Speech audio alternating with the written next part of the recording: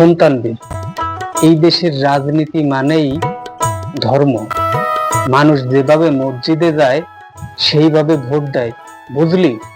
দেখ রফিক, মসজিদ ইবাদতের জায়গা,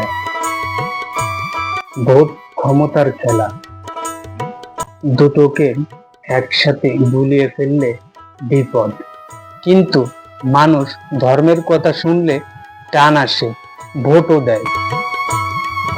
আমরা তো আল্লাহর দোহাই দিয়েই কাজ করি।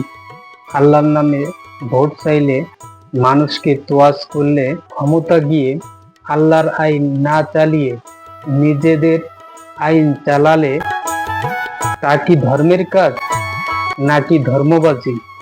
তুই তো রাজনীতি করিস না, এগুলো বুঝবি কিভাবে?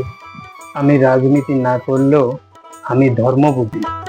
আর ধর্ম মানে ভয় দেখানো না, মানুষকে ভালোবাসা, অন্যায়ের বিরুদ্ধে রুখে দাঁড়ানো। আল্লাহকে ব্যবসার পণ্য বানায়ও না রফিক, আল্লাহর সামনে একদিন দাঁড়াতে হবে।